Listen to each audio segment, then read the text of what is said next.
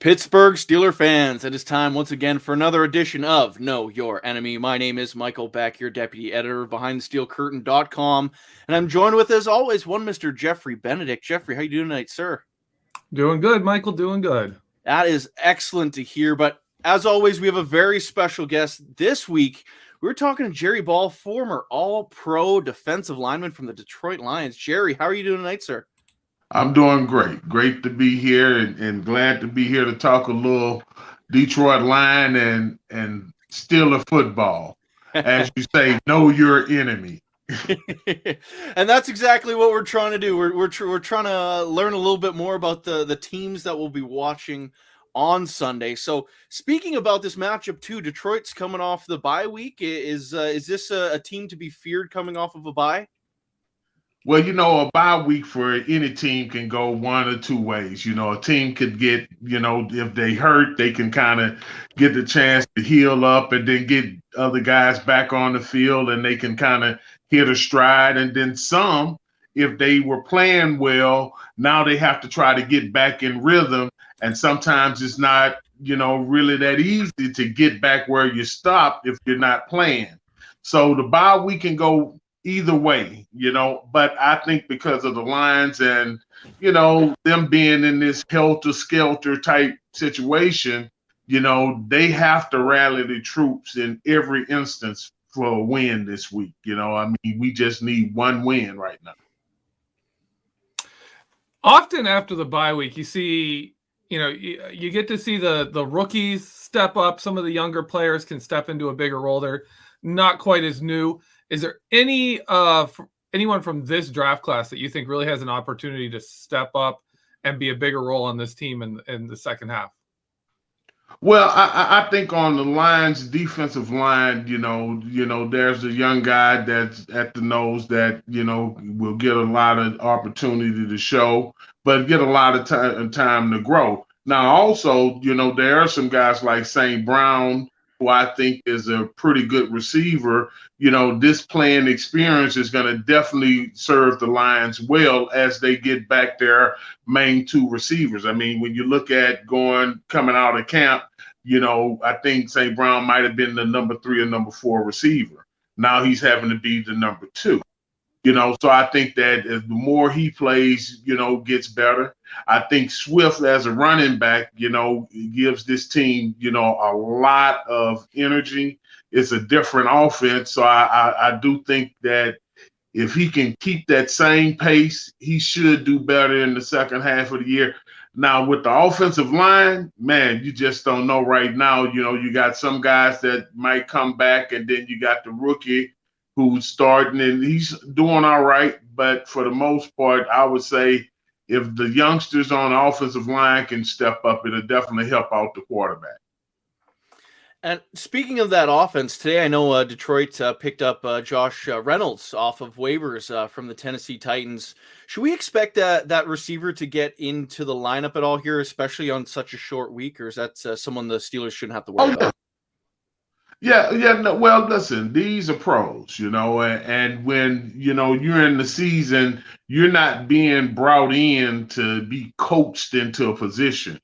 You're being signed to come in and perform. And if the team needs him to come out and play this week, he'll be in that uniform. If they need him to catch punts or do something in some capacity, they'll find a way to get him on the field, but no team is making moves at this point unless they feel like that person can make a contribution. You mentioned the quarterback. Going from Matthew Stafford, who was there, was kind of the face of the Lions there for quite a while, into Jared Goff. What's that transition been like? And how does that work on a team when someone that has been that much of a staple for the team to be gone and replaced that quickly? Well, I tell you, it's hard for Jared for sure. Whether or not he wants to admit it, it is, because Matt Stafford isn't a slouch. First of all, even though the Lions didn't fare well when you look at his record, when you actually look at what he had to work with, the numbers and the stats he did put up with what he had to work with. And I ain't talking about when the Calvin Johnson and him had their stride. I'm talking about as a whole offense. Everybody in the stadium knew Calvin was out there, but it's still you got to get the ball to him. All right. And that guy can make throws that a lot of quarterbacks cannot. And I mean, a lot of pro quarterbacks can't make some of the throws Matthew Stafford can make. So it's hard now because the team is in that transition where you got new coach, new offense, new quarterback and stuff. You can kind of give a little bit, but for the most part, because this is a pro sport, everyone is expected to go out there and perform at the highest level. And I would say that when people are expecting him to come out and perform like Matt would, that would be expecting a lot right now. He doesn't have the weapons. Their offense, again, you're talking about personnel and scheme. Campbell inherited a team that's not necessarily the personnel that he might have had for the scheme of offense or defense he might want to run. So there is some growing pains in there that the Lions are going through. But I tell you, and I'm not, wishing anything on the Steelers, but you guys are going to eventually get to it when Ben steps away. It'll be one of those pains y'all have to go through. Yeah, and those days are rapidly approaching here. But staying with the quarterback position and Jared Goff himself, do you believe he is going to be someone that will get more time to kind of grow with this offense and this young team, this young coaching staff? Or could they already be looking to go in another direction moving forward? Honestly, I think, Jared was a part of a deal, and that's what it is. I don't think that if they were to actually go on the board and say, hey, this is our prototype quarterback that we're looking for, that Jared Goff is going to be that. All right. I do believe that he's a good placeholder, but I believe that they're going to be looking for that quarterback. They have to, because, if a team isn't doing well under one, you should be evaluating at all levels. Yeah. The leading receiver on the Lions right now is TJ Hawkinson. What has he brought to the team? And is this just a situation where he's the best guy out there right now? Or is he really the kind of player who can lead a team and be one of the main offensive weapons? Hey, I have that same question sometimes. Now, but what I can tell you is that if they wanted to do a hair commercial, he got some pretty hair under the helmet, But he walks around in where he has a presence on the field. And I think that the offense has started to kind of look to him as being one of their key assets.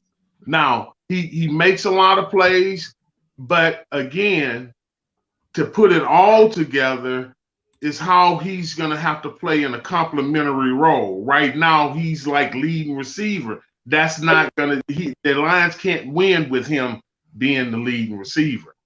He can be a contributing receiver, but not leading, And because of that, I think like right now he's carrying a lot more weight than if they would have had those number one and number two receivers that got hurt early on. So is he good? Yeah, he's a good player. Can he carry the load? I think in his role, but not in the role where he should be the number 3 or number 4 option. Because you got your running back, you got the number 1 receiver, and if he's the 3rd option, that would be a tight end, or if you got 2 receivers, then he would be the 4th option. But right now, being the 4th, that means now the offense has to scheme for him, which makes the defense be able to scheme for him too, when he's the focus. So if you eliminate him right there, and one of the things that, we've seen with Jared is that he got happy feet, and then he has to go through his progressions. And to get to the tight end, normally the tight end is the 3rd progression of choice. Outside, slot guy, tight end in the seam. So in that aspect, it's not really designed for him to be the marquee. but he is a marquee player for him. So to step things back here, and I want to just ask you about the running back tandem of Jamal Williams and Deandre Swift. How I know there's been some injuries, but how have those guys worked kind of cohesively as a backfield two-headed monster, I guess, in that backfield? I think that they work well together, and I think the best compliment that they have for the offense is that they're two different styles of runners. And when Swift is in the game, the dimension of what he can do as a running back changed because of the simple fact that he's a great route runner and he plays well in space. And after he catches the ball, he makes a lot of defenders miss. So because of that, I prefer Swift as being my number one back and Williams being my change of pace, whereas I'm going to get you out on the perimeter with Swift and make you have to loosen up. And then I come back and hit you inside them tackles with Williams, some counters, some dives and things like that. Then come back and put it back on the perimeter with Swift.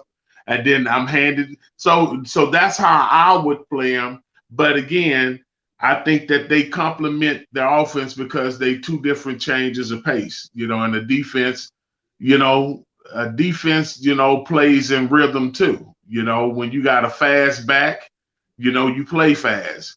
When you got a back that's patient, like a Bell, the guy Levon Bell was with you guys, that guy there, hell, he could be sitting back there on a lead and he'll be counting 1, 2, 3, and then he'll hit the ball. And you're like, damn, he has a lot of patience. A lot of running backs don't have that type of patience because they don't want to get hit. And when you sitting in the hole and you squatting, because that's what you're doing, that's a different way that you got to approach that back too, because he's going to have more balance than the one that's just hitting it straight on.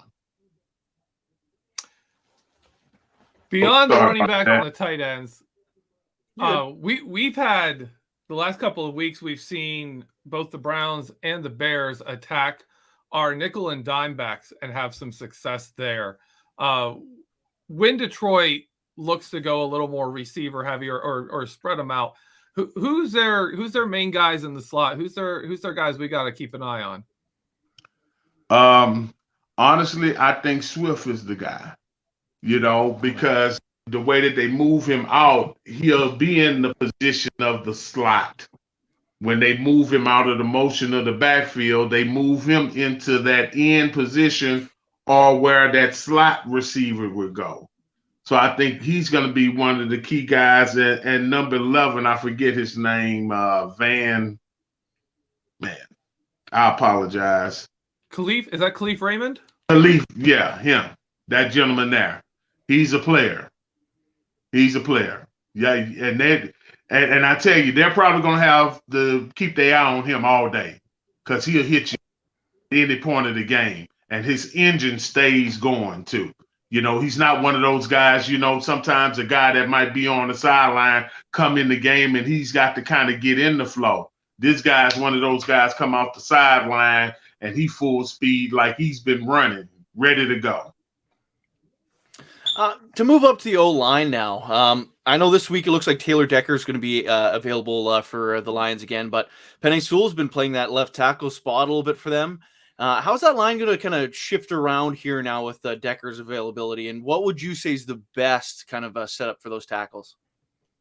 Well, I think, it's a good and a bad situation because, with Taylor coming back, you get some leader.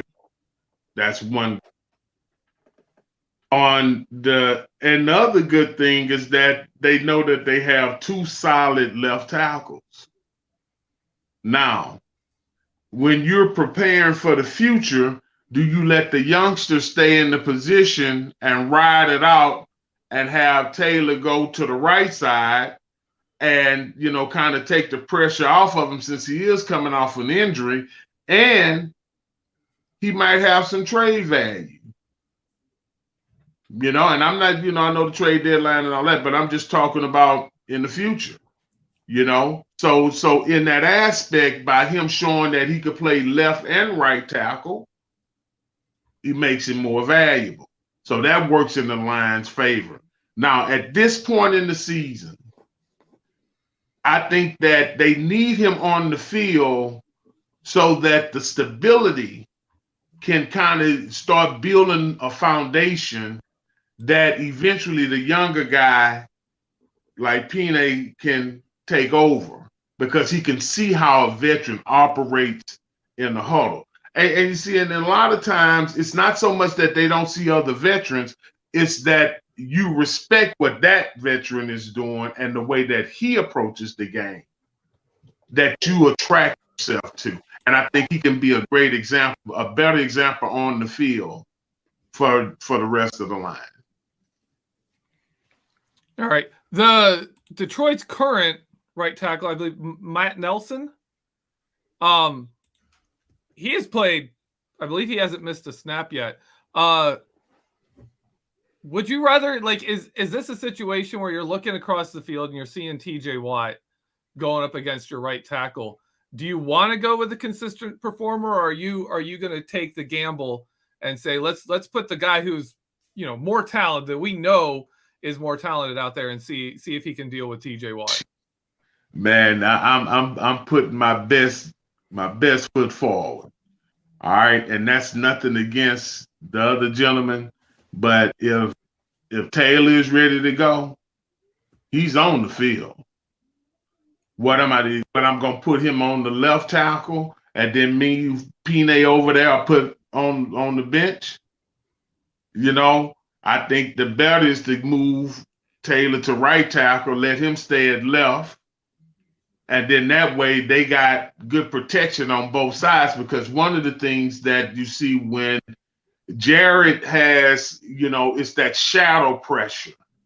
And shadow pressure is whereas, he sees the flash of shadow, but it's not really enough pressure to make it move, because of Tom Brady and Ben, they stand in the pocket on that. Whereas he feels the shadow of the end rusher and that tackle, and he just started moving. And that don't let it, and that actually contributes to why his feet don't set and his passes are not as efficient as one would think. But because you would have two good anchors on both ends, man, I would have to have Decker on the field. He'll be a right tackle, though, because I wouldn't want to change the rhythm of the left tackle with the youngster. Can you tell me how the offensive line changed a bit after Frank Ragnow's injury? I believe he's done for the year at this point. He's one of the best centers in football, if not the best. What happened when he went down? Well, that's like losing a second general, After the quarterback, the center is the one that's actually making the adjustment calls, that's pointing out the blitzes, that's going to actually come up to the line and get the offensive line whatever, their checks are before the quarterback starts the cadence. So with that center being who he was and the level that he played, that's a hole there that, because they're better off with him than without it. Without him being there, that's a big hole. And this contributed to some of their lack of, I guess you would say, success. Flipping over to the other side of the ball, the Pittsburgh Steelers have been running with a very young offensive line, and across the board, new faces. Just all but one of our guys are brand new to the team. Where are the Lions on defensive line? Can they take advantage of the Steelers' offensive line, which has been good at times, but also a little inconsistent? Yes, and your left tackle, number 65, the rookie from A&M, he's from my hometown. Oh, yeah. So I know some of his people, right? And I do know that he's had a little struggle here and there. But again, he's a rookie. Mm-hmm. He's gonna learn that. But at the same time, I think the Lions, their defensive line is actually still trying to find their identity.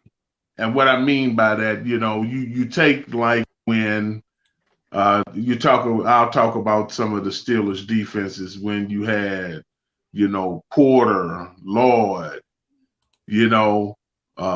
Green. When them guys were on the field, you understood, who they were, how they were going to play, and you was going to, and I think that the Lions are they're at a point where they're trying to find how to play well together, and you have a lot of youth that's getting opportunities, and they need that Lloyd or Porter or Kevin Green that would be out there to kind of lead them in that way, but they're a little young. Now, there is one guy that, Trey Flowers, that brings, some leadership, but at the same time, I don't know where his head is, because at one time before the trade deadline, they were talking about possibly trading him. And when you're a player and you're in the locker room, you hear your name associated with a trade, it's hard to lock in, Oh, absolutely. Now, a couple of Beaumont, Texas boys between you and Dan Moore Jr. there.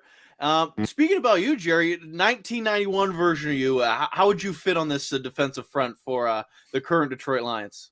Oh, man, we'll be tough in the middle, that's for sure. You ain't got to worry about them running up the middle. I promise you. That I promise. Oh, I guarantee that too. Get away from this weekend's game, and of course, talking to an all-pro football player.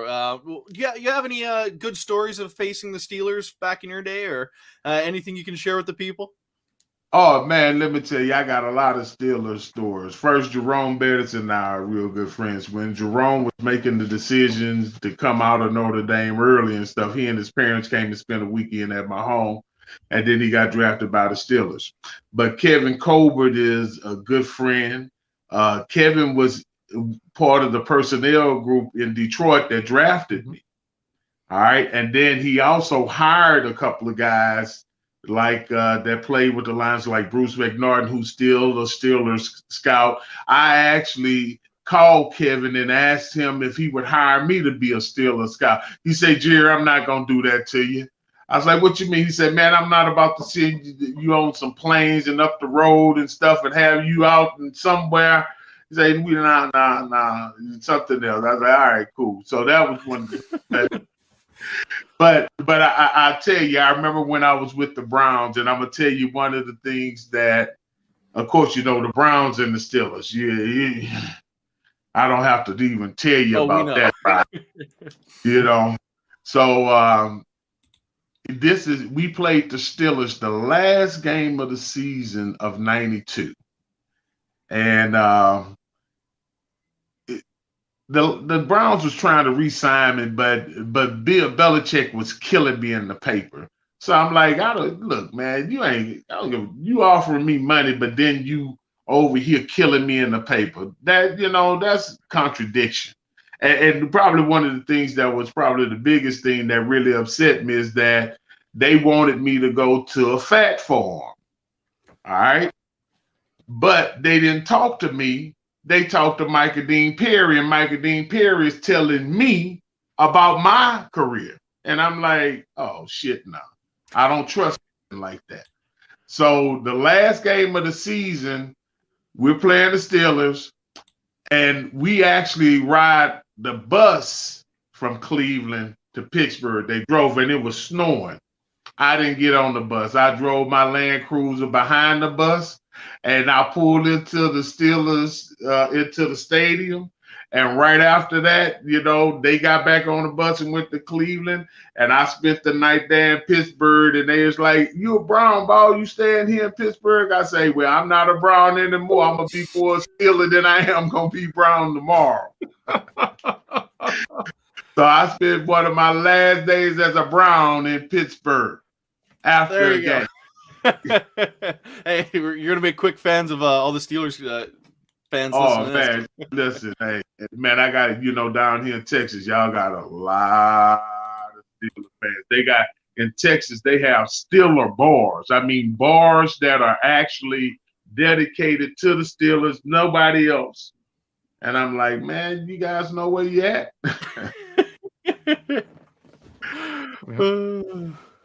Now, you actually, if I'm right, you actually came back and played a few games for Cleveland after they returned. Yeah, well, in '99, I actually was signed as a free agent. I retired from the Raiders, and then I came out of retirement and played with the Vikings. So after that second year with the Vikings, I guess the Browns, this was '99, it was the Browns expansion year. So they signed me as a free agent. And this is like '99, and by the third, fourth game, I was traded back to the Vikings and finished my career there. So even though it was in '99, it was only for about 3-4 games of that year. Gotcha. Now, you had 32 and a half sacks in your career, too. Is there one that's most memorable? Well, I don't know. Did I get Bernie Kosar? No, I don't know if Bernie's in that count. Listen, being a nose guard, getting doubled and triple sometimes. That's really impressive. Look, any sack is great for us. I feel that. Yeah. I gotta say, I'm a Michigan guy. I was born in Michigan. Ended up moving to Ohio, and in the 1991 season, I was living in Ohio. I was a University of Michigan fan, and I was a Detroit Lions fan, and that was one of my favorite seasons I've ever seen of football. It was a great year, beating the Cowboys in the playoffs. Twice. Good times. Twice that year. We beat them in the regular season, and we beat them in the playoffs. Yep. That was a fantastic season. So I think it's awesome seeing you here talking to you, because that's one of my great memories. Well, I definitely appreciate you guys having me. And again, Pittsburgh Steelers. I have to tell the honest truth though. As a kid, I was a Raider fan.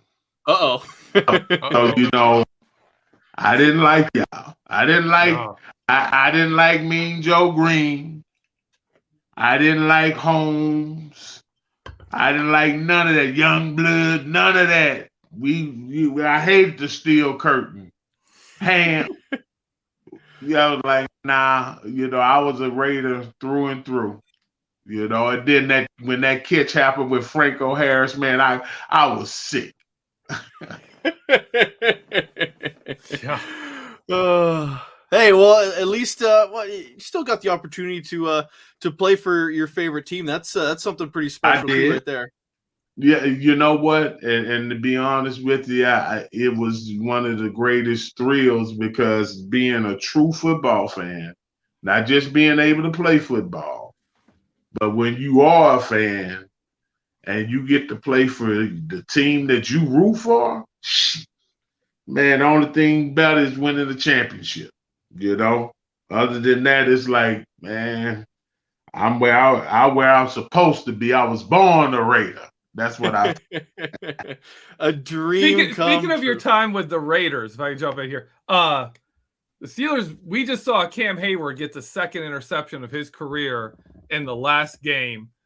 As a nose tackle, when getting an interception is kind of a rare deal, but you had you had not just an interception. Yeah. You had an interception return for a touchdown. Yeah. What was that like as a nose tackle? Well, like Chris Berman said on ESPN, look at the big ball rolling, tumbling, rolling, tumbling. You know how it used to go on and on and on. Mm-hmm.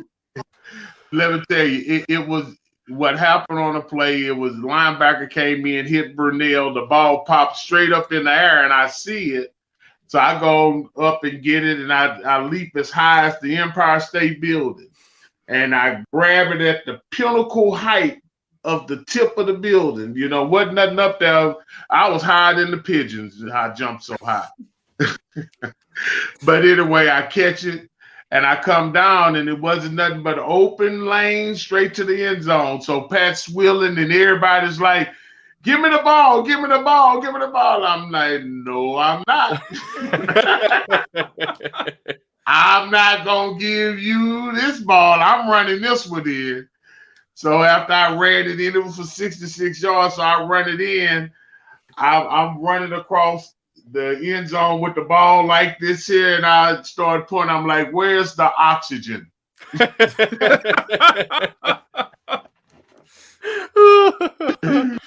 Oh, that's an amazing story. Jared, we got one more question here for you. And we'll give it to Wes Heacock. He puts $5 in the tip jar, and he asked about this Sunday's coaching staff, the head-to-head matchup between Dan Campbell and Mike Tomlin. How do you feel those two coaching staffs match up against one another? Now, Wes, you're putting me on the spot because it's going to make it seem like I'm more Pittsburgh Steelers fan than I am Detroit Lion. All right, Wes, but I'm going to answer your question. One, I think the Pittsburgh Steelers head coach, first class. I would love to play for him. Other coaches that I know that have been on that staff, John Mitchell, that has played, and coached, quality people.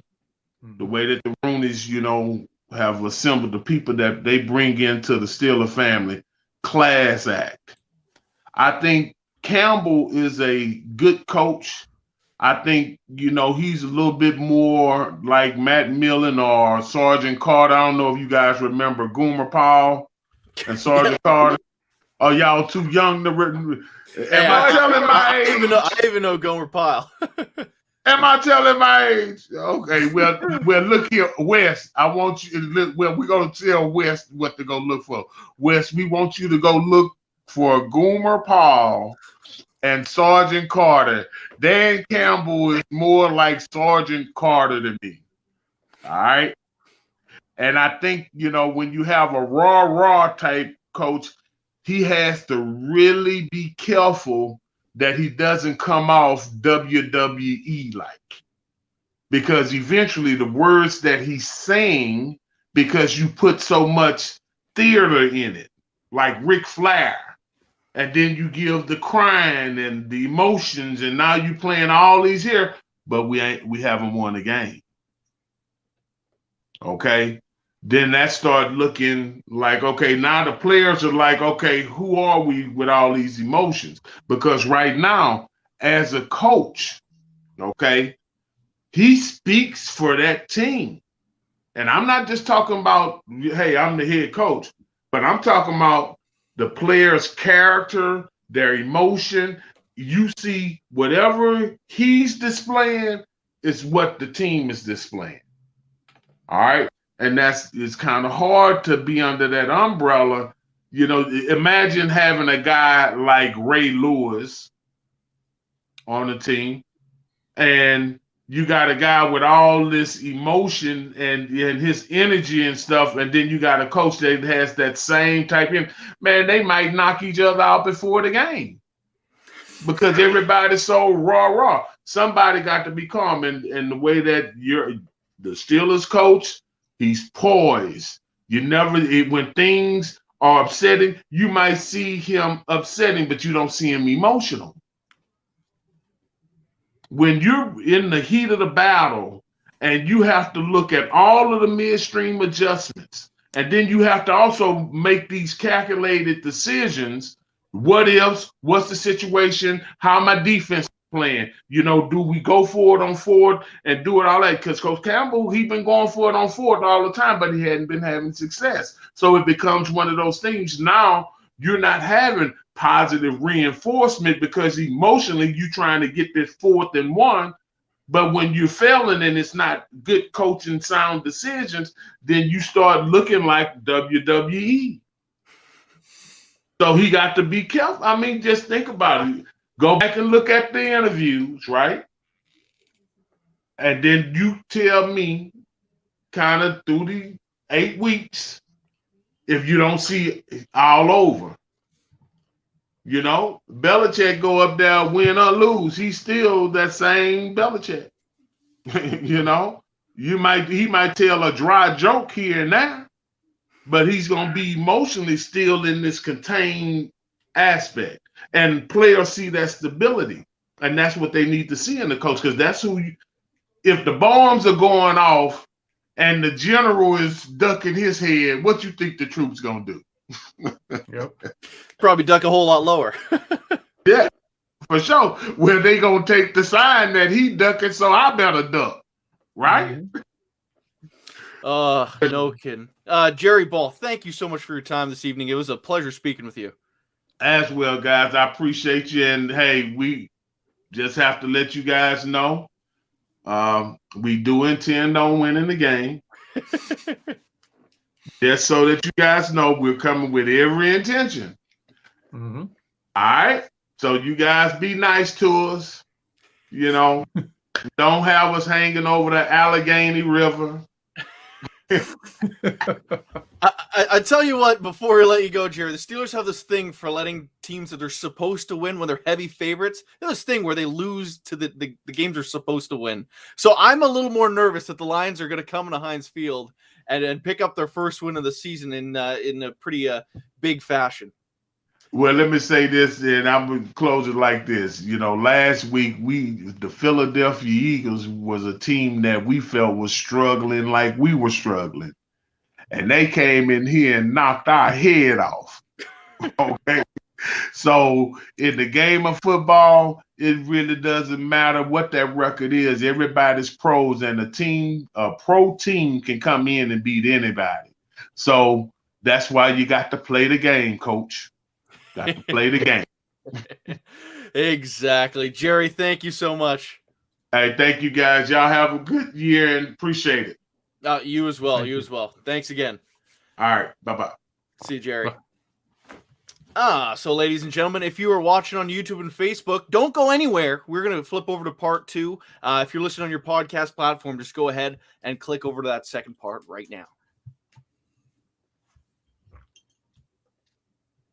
Alrighty, Pittsburgh Steelers fans, it is time for the second half of our show here today of Know Your Enemy. Once again, my name is Michael Beck, joined by Geoffrey, Benedict. I just want to load this super chat here off the top from West Hickok, who put another $2 in the tip jar and said he was honored and thanked Jerry for his time and his answer. What a guest, Geoffrey. I mean, we have spoken to a lot of people over a year plus of us doing this show. We've talked to JT O'Sullivan. We've talked, from all the interviews I've done, I've talked to Rocky Blyer and Chase Claypool and Juju Smith-Schuster. And honestly, I think that might have been my favorite person we've ever chatted with. That was an excellent interview. I loved our time with him. It was great. That was great.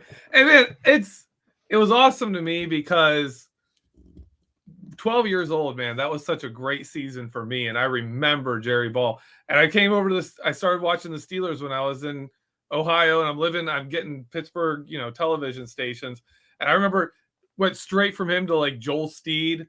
Always loved the nose tackles, Casey Hampton. And he really started that, but he started my love of the defensive line.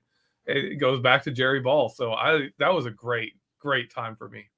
Oh, yeah, and I thoroughly enjoyed that as well. Just being able to pick someone's brain who's spent, 13 years in the NFL. You're going to get great stories out of them. Guaranteed. Heck, someone that's been in the NFL for 3 years typically has some pretty good stories, but an all-pro defensive lineman, I would love to spend an afternoon, a couple of beverages with him and just hang out and talk about football, because that guy's definitely been through and seen a whole lot of stuff, especially being on one of the best Detroit Lions teams of all time. So that was a lot of fun. But aside from us chatting with him, of course, we have this huge game coming up. The Lions, yes, they're 0-8, but it was something we talked about with Jerry Paul before in part 1. It's still terrifying that the Steelers are playing a team. It's a trap game of all trap games. I know the records don't matter. I know they're professional. This is what Jerry told us. But are you still scared of an 0-8 team coming to Pittsburgh, coming off the bye and knocking off this 5-3 Steelers team? Absolutely.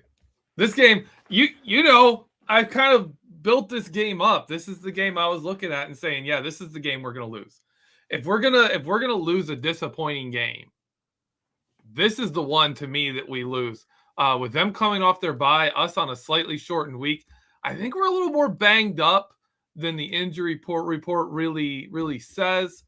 We haven't been playing well. It really feels to me, I'm kind of getting that feeling, and maybe it's just, my nerves or something. I don't know. But it feels a lot like towards the end of that win streak last year, where we were on this show, like the game we faced Washington, we were on here complaining about the Steelers and being like, oh, are we going to be able to beat the Washington football team? And the guy from Washington was like, what are you complaining about? You're 11-0. We'd like to have like 5 wins. That'd be awesome. And then they came in and beat us. It feels a little like that. This game has me a little nervous. What I will say that has calmed my nerves a bit, it's the Steelers. I'm going to have nerves until the clock hits zeros every week, and that's just what Steelers fans. But what makes me feel a little bit better is the adversity they faced against the Chicago Bears team that isn't that good. They're still able to drive the field at the end of the game, win it. They were losing. They know what it's like to be in this situation, so I feel a little bit better, like they're not going to overlook someone, because it kind of feels like they just did. And my history in football, once you overlook one opponent, your coaches kind of drive that home to you that you're not going to do that again. It feels like they got that out of the way, possibly at the perfect timing. So hopefully this week at home, maybe the Lions go to sleep. Maybe they're starting to check out being 0-8. Maybe they can actually get one. Do you think the Steelers team is going to win a single game this year by more than a 2-score differential? Because they haven't done it since Jacksonville of last year. That's the last time the Steelers have won by more than 2 scores. Yeah, the Jake Luton game. Yeah. Yeah, that offensive line was terrible that day, and he was just getting crushed. I think it would take another game like that. I think it would take another game where the team is just overmatched and there's, 3rd, 4th string quarterback in for the Steelers to really do that. We don't have that offense. This offense is really struggling, and teams are really starting to learn that, even if with Matt Canada's offense and the jet sweeps, you kind of you can't jam the middle to stop Najee Harris. You have to respect the jet sweeps, but they're not respecting the deep balls at all, really. And you're getting one-on-one matchups outside, and we're not being able to take advantage. We're throwing only a few times downfield each game. It's going to be tough. It's going to be really tough for them to really open up something. Now, in this game specifically, there's some things I'm a little bit worried about, especially at the receiver position, because Chase Claypool, as we know now, with his toe injury, is a week-to-week thing. He's not going to go on the IR, it doesn't sound like, but typically when things are week-to-week, you're at least missing that first week. So with no Claypool and no Juju Smith-Schuster, of course, the Steelers right now are kind of left with Deontay Johnson, James Washington. It looks like Eric Ebron's going to be back in the fold. He's always been more of just a bigger receiver, so maybe that's what we see him play, because Pat Fryermuth's emergence. But aside from that, it kind of looks like Anthony Miller's also going to get that jump up to the main roster here. Are you concerned at all about this receiving core at this point? I think we're going to see. I don't even know, man. I don't know how big a deal it's going to be. They're not really having a lot of success throwing to wide receivers, anyways. Like as much as we've waited for Chase Claypool to really go off, it just hasn't happened. It just hasn't been there yet. So I'm thinking, in my opinion, I don't know if it's as big a deal, simply because they're going to have Deontay Johnson. They're going to have James Washington. But the offense, in my opinion, runs through Najee Harris, and more now we're seeing it running through Pat Fryermuth. So I think we'll see more big packages. We'll see more of them really pushing that defensive line of the Lions and trying to establish something to really take over the game without having to rely on Ben. In your opinion here, is Dan Moore Jr. and Kendrick Green just too small at this point in their young NFL careers, or was the Bears defensive line just too good for them at this point? Too small. Like by that I mean, are they going to be bullied around by any D-line now, or were they bullied around because it was Akeem Hicks and the rest of that front seven? I mean, Akeem Hicks is legit. But we've seen we've seen Kendrick Green struggle. He kind of is what he is right now. He's shown improvements, key improvements, but there's stuff for him that I think he's going to have to take an off season. He's going to need an off season to really go into the lab, say, these are what I need to relearn, right? You don't start unlearning technique and then relearning it in the middle of the season. If you've got a flaw, if you got something there's only so much you can do in season. So for me, some of his stuff I think is going to take until the off season. Dan Moore Jr., again, he's got a lot of growing to do. And he's really just, when he plays to his strengths and he's being able to be a bully, he's fantastic at it. But that Chicago game, like you said, there's some concerns there now. After seeing him against Cleveland, where Myles Garrett, I mean, obviously he was losing to Myles Garrett, but when it wasn't Myles Garrett, he was the bully. He was pancaking people. He was throwing people around on some of those run plays. Not so much, right? This last game as much. So that's a good question. It's going to be a big thing to watch and see. Can he have kind of a bounce back game? Because he's had a couple of rough weeks. Can he have a bounce back game and really build something going? Yeah, that is going to be a massive key, especially for the Steelers moving forward and how reliant they are on that run game. But flipping things over the defense for a minute here, Arthur Maulet got ripped apart in one-on-one coverage this past week, and it seems like teams are really going to, of course, they're going to start targeting him more and more and more as the season goes on. After a game like that, are you now a little concerned about that cornerback position? And on top of that, too, are you kind of concerned that Ahkello Witherspoon cannot crack this lineup? Witherspoon just appears to be done. I don't what a think waste he's of going to trade. make it. Interesting enough, I've talked about this a little bit on my weekday podcast. But Trey Norwood against Cleveland they went after him in Cleveland when he was on the field. Arthur Maulet last week, they went after him. What we saw both weeks, I have to give credit. Chris Carter did a great job breaking this down on one of his podcasts. But Minkah Fitzpatrick, we saw how involved he was in countering Justin Fields, right? Getting to the play, constantly going there. They used Minkah a little differently in this game, whereas normally when you get those matchups where they send a better receiver into the slot, you see Minkah kind of shadowing over top to keep that, to stop those throws where you're attacking him deep because you've got Minkah Fitzpatrick there who can jump that route. This week, Minkah Fitzpatrick was more involved in stopping Justin Fields, and you saw Arthur Maulet getting exposed because he was in a tougher position. And this is kind of what we've been seeing this season when they can give Trey Norwood and Arthur Maulet help, usually in the form of Minkah Fitzpatrick or Terrell Edmonds deep kind of shadowing and helping them. They're fine. And at points, they're the highest rated guys on the team. I think Arthur Maulet was our highest graded defensive back by PFF through the bye week. And then Minkah Fitzpatrick has a different job and he's on his own and he's the guy getting attacked. So to me, it's more of a story of if we can put him in a position to succeed, he's going to succeed. When he has to step out of that comfort zone and play more of the stuff that Mike Hilton was doing and have a little less help and a little more on an island, he's not going to give you the same level of play that we got from Mike Hilton. Just like Trey Norwood's not going to be the same guy that Cameron Sutton was when he was called on and said, hey, you've got to step up here. We don't have those guys right now on defense. So when we can't protect them, when we can't give them help, we are going to get exposed. Oh, yeah, that word exposed really worries me a little bit. But like you mentioned, Minkah Fitzpatrick has kind of been the guy that's roaming behind and giving that extra layer of protection. Teams are avoiding Minkah like the plague, but he's become a freaking heat-seeking missile. That man is flying around the field, laying heavy hits. He might be I think he could, I don't even know if you can argue it. He's the hardest hitting guy on the team.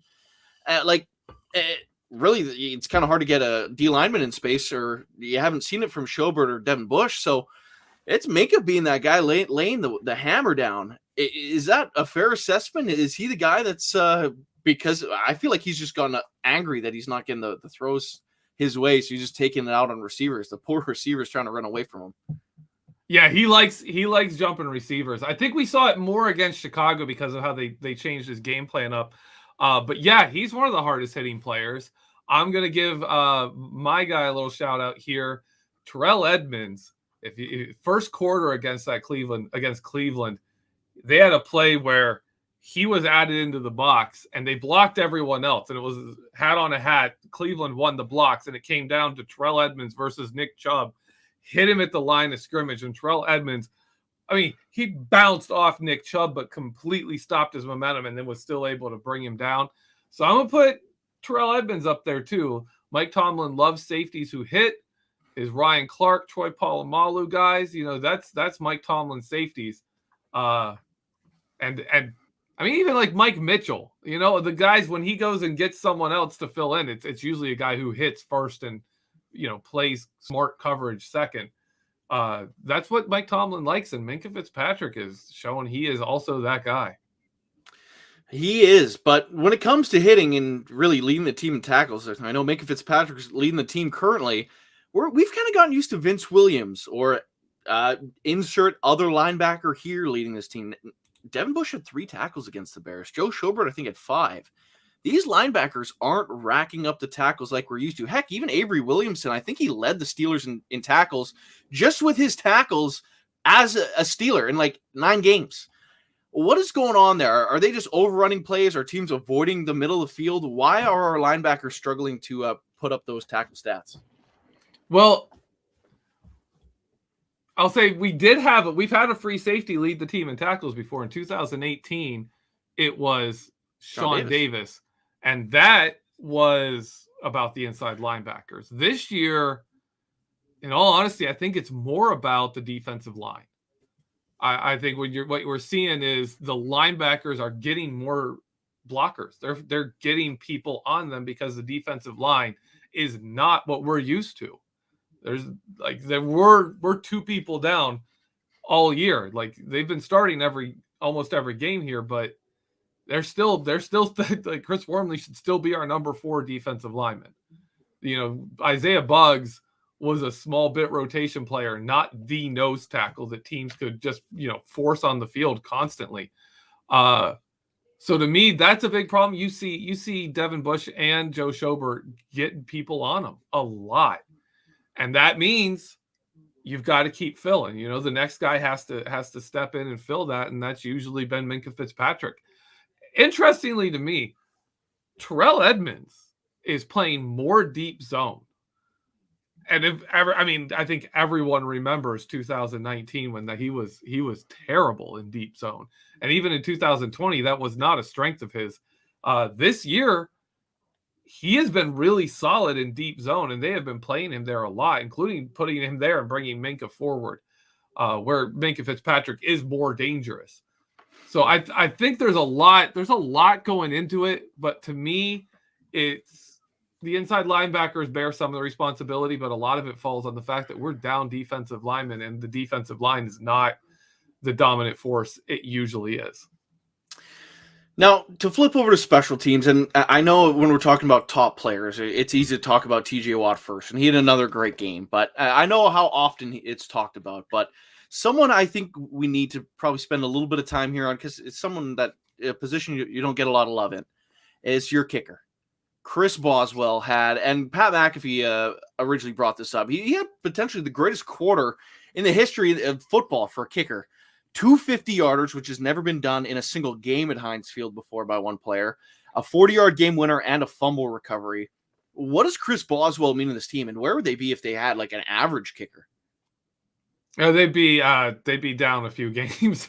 We can safely say that we'd be down a couple of games, and that's multiple seasons. Chris Boswell. I mean, we all remember he had one bad year, 2018.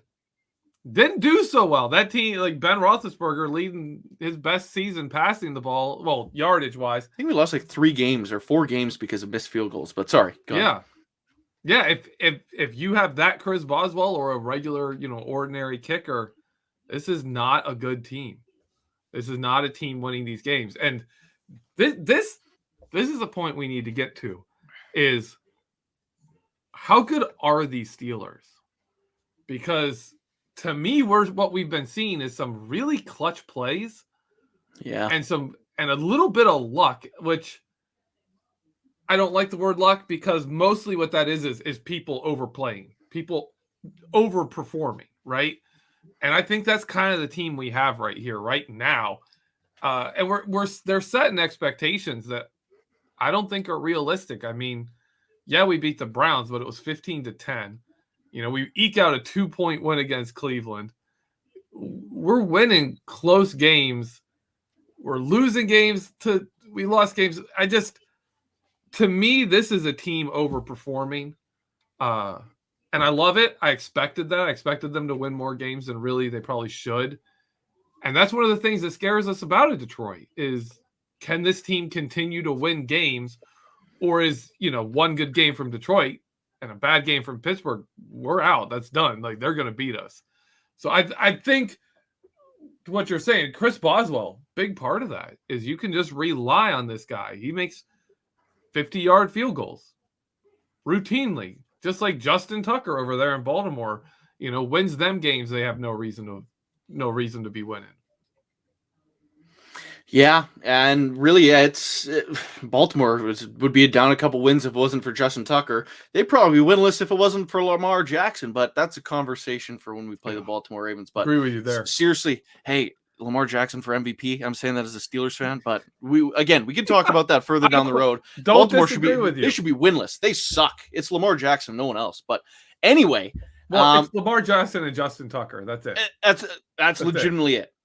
But moving on with the Steelers specifically here, and one of the things, because they've hit 5 wins, and I know a lot of people always have their eyes on the draft. The Denver Broncos went 5-11 last year. That was good enough for the 9th overall pick in the draft. So if the Steelers don't win again, they'd be flirting with the very back end of the top 10.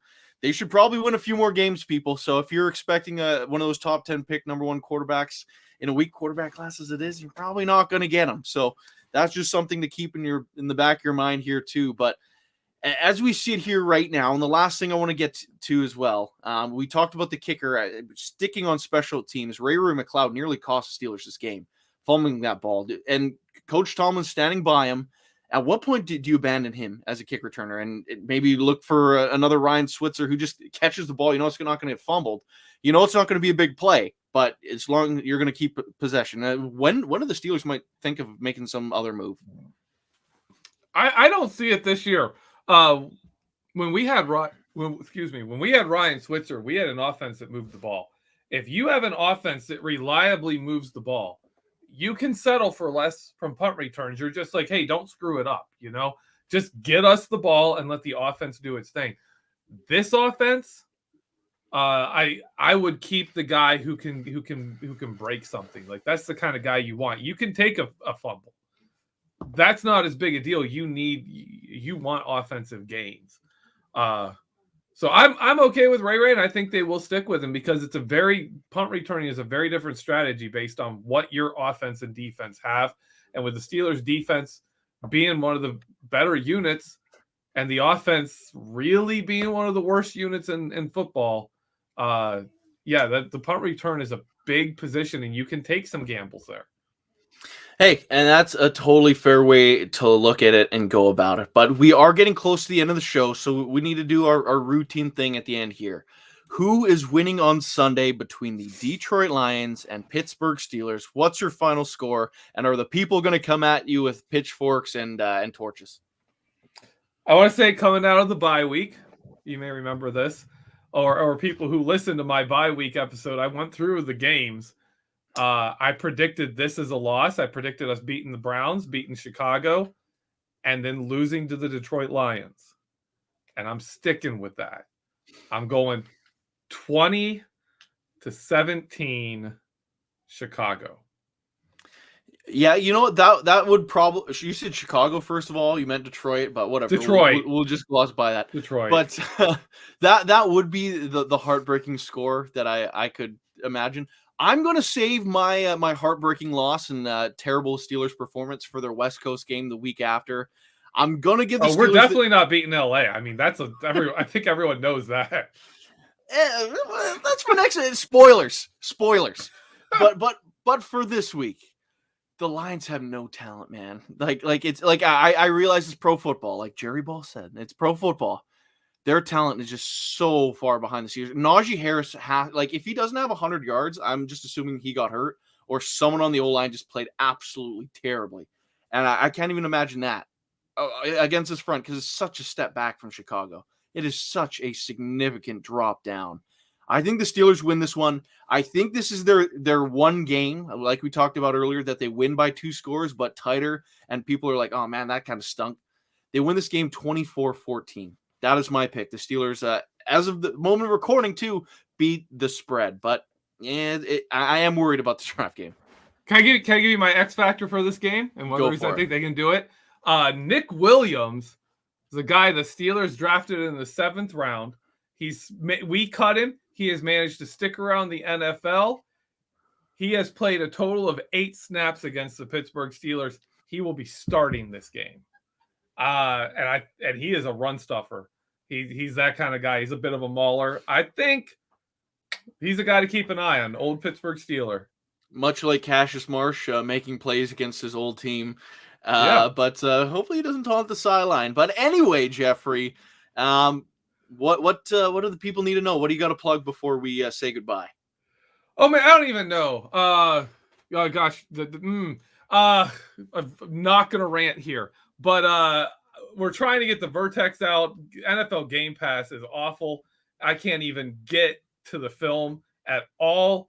So hopefully at some point they will get their together. Not swearing on my thing. Get their stuff together, and we'll be able to bring you the Vertex article that we have planned for this week. I have it all mapped out. So hopefully that'll happen. If not, you look for some really last minute thrown together articles for me if I can't do a film room.